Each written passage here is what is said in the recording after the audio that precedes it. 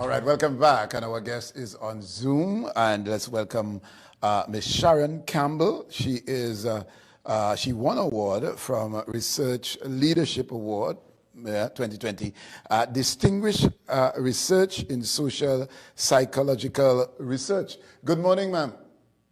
Good morning. And welcome. Thanks for having me. Very good. You are, and let me read the letter from RULA Award. And they're saying, let me just share it. Sharon, you have created history and has taken our name forward by becoming the first person in the Caribbean to receive a RULA Award. Your work is highly impressive, and we appreciate your, don't go anywhere. Oh boy. 1 minute. We appreciate your contribution to the research community. We want to encourage you to continue doing your work in research and reaching your highest goal. How do you feel about that, Ms. Campbell? I am super excited. I feel elated because being the first person in the region to receive such an award, it feels really good knowing that you are sharing the same stage with the world's top researchers as well. All right, so your research dealt with psychology, social psychology? Yes, it did. All right, just tell us a little bit about what that process was and how it happened that the RULA Award or RULA Award recognized you and would have given you this honor. Okay, so my writing started when I was enrolled in a master's degree program. And one of my classmates from Bangladesh, he introduced me to writing because we would have done a lot of peer markings and he would have marked a lot of my papers. So he thought, well, I write really well. And he asked me one day if I ever thought about writing professionally. And I said, no. So then he asked me for us to collaborate and write. And so we did. And our first publication was selected. So when I received the news, I was excited. I was in disbelief. I wasn't sure how it happened because the intention of writing was actually to receive PhD scholarships to do PhD. So we had no intention, no idea about the award. So it was a surprise to me. Okay, well done. All right, so psychology, how do you write? I'm trying to get how the material is or the content of what you have to write. Do they give you a topic, or is it the fact that you collaborated with someone in Japan? Is it Bangladesh? What you say? Bangladesh. Right. What was the topic, and how did you your study and research as to put the material together? How does it get to the place where the professionals would observe and say, okay, she's accurate and what have you? How does it work in the first instance? Okay, so first RULA doesn't give you a topic, right? We decided to do a topic and we conducted the research and we write the paper. When the paper is written, it's called a manuscript. So we would have looked at different journals and we decided on one and we submitted the manuscript. When the manuscript is selected, or submitted rather, when the manuscript is submitted, it goes through a process that is called peer review. Peer review is where they will remove the author's personal information, that is to eliminate bias, to check for plagiarism, as well as copyright infringement. So the person who is reviewing the article has no idea who wrote the article. The article now, well, actually what happens after millions of articles are being submitted, RULA has an award function every year. So they will look at the article, they scrutinize the article, and I think the best fit is what was selected. All right, and so this is the first for you. Where do you see yourself going after this award? Obviously, we don't want to say the sky's the limit. We could say the stratosphere maybe. But anyway, where do you go from here? Well, I was also nominated for 2 additional awards. Really?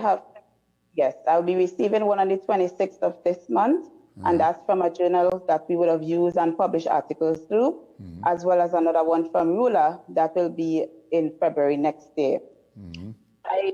Presently, I have 13 published articles, and I have 8 awaiting publication.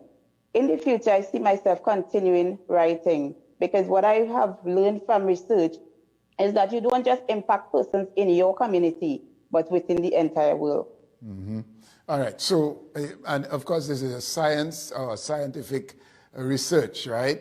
So your background would be what? Are you a psychiatrist or a psychologist?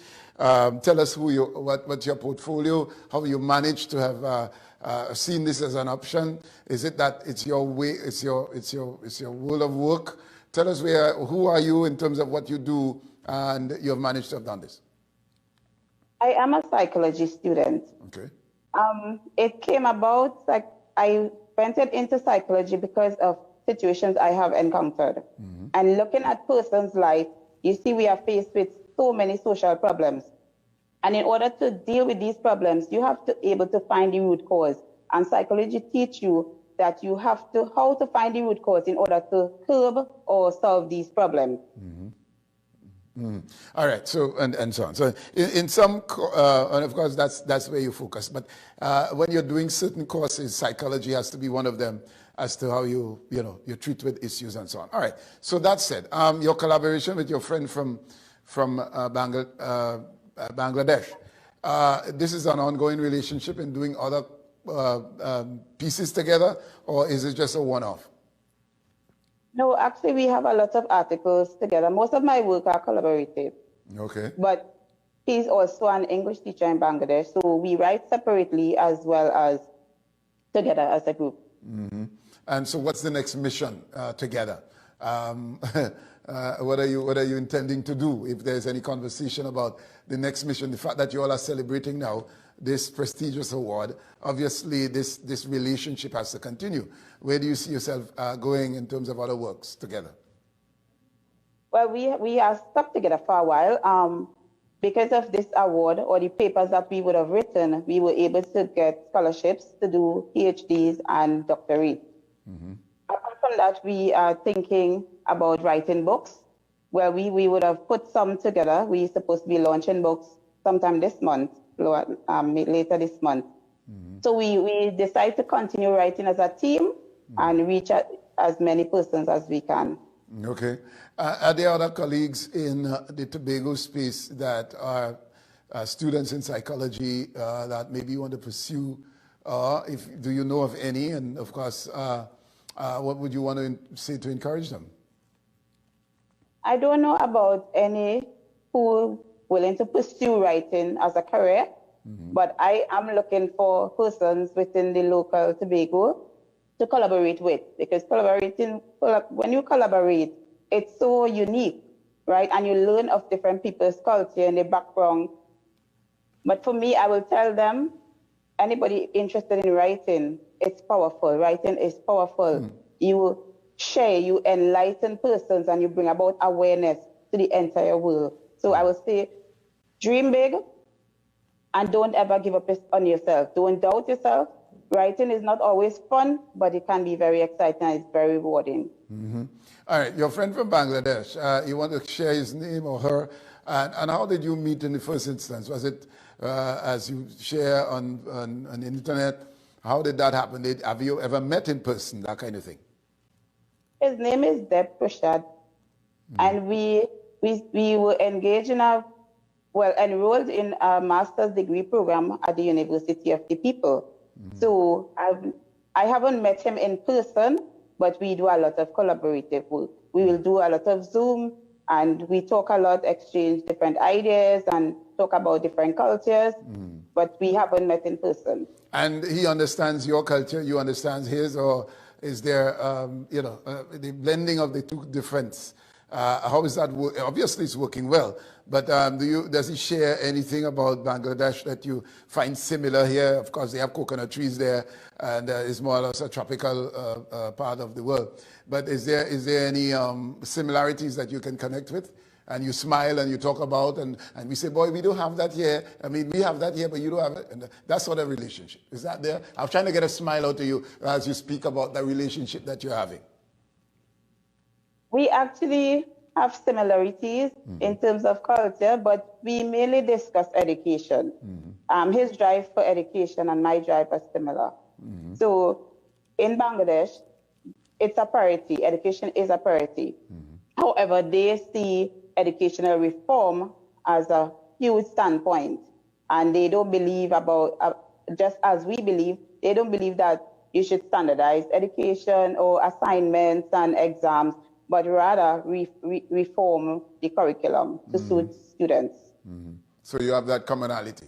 All right. Anything culturally that you want to share? You learn a word, and you can give them that we are going to observe Diwali. They celebrate Diwali as part of course, you know, they're part of India and they broke away and so on. But in terms of the anything that you learn that you'd like to share, maybe in Hindi or whatever language that they speak. Not at the moment. Pardon me? Not at the moment. All right, okay. All right, in closing, what would you want to say to your colleagues and as you advised, but in wrapping up, what would you want to say to all of us? I want to say, dream big. The sky is the limit. Don't let nobody tell you you can't do it. Whatever you decide to do, even if you fail, remember failure is part of success. Okay, and congratulations to you. And what's your friend's name in Bangladesh? He is Deb Prashad. Is there? Deb Prashad Holder. Prasad Holder. Okay, so he's looking on now. He's watching you celebrate. Let's say hello to him. Good morning, sir, out there in Hi, Deb. Yeah.